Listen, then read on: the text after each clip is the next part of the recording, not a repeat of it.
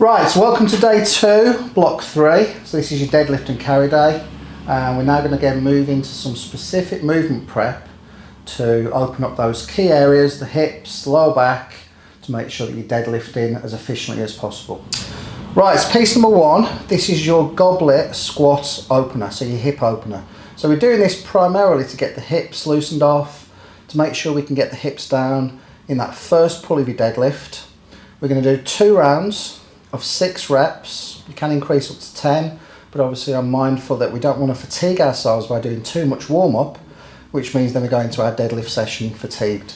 So weight in front, this is 10 kilo, squatting down, pushing the knees out, holding for a few seconds, and then back up again. So squatting down, pushing those knees out. You can use your elbows on the side of the knees if you want to add a little bit more external rotation, and then back up to the top position. So 2 rounds of 6 reps, little hold at the bottom. That's piece number 1. So piece number 2, these are your hip airplanes. Now you might have seen these on YouTube or Instagram being performed in a single leg RDL position and then using your arms to turn from one side to the other side.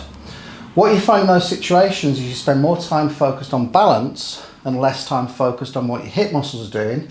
So we're going to tweak that, setting yourself up a bar, 15 kilo, 10 kilo, whatever it is on the end of the bar. We're going to use this to help us rotate around. So into our single leg RDL. So front leg, knees slightly bent. Take the tension up so you can feel that tension in the back of the hamstrings. Back leg is straight, head and spine in line. And then we're going to literally rotate outwards a few centimetres or a few inches. And then back to centre. And then rotate inwards. Again, a few centimetres, a few inches, and then back to centre. Now the key things to think about here is making sure that your knee stays directly over your toes. So you're not allowing that knee to collapse in or to collapse out. You're trying to maintain good alignment through the knee and the toes throughout the course of the movement. 6 on the left, 6 on the right, and that's piece number 2. So piece number 3, take 2. My wife said I was very sexist than the other one before, so we cut that one and start it again. Hip circle around the knees. This is going to provide resistance when we get to the top of our glute bridge into external rotation. And these are the muscles that are going to stabilise your lower back. So we're going to dig the elbows into the floor, chin down onto the chest, push up into our bridge, push out into external rotation, bring together, lower back down onto the floor. Elbows dug in, chin onto chest, push up, push out, together, back down again.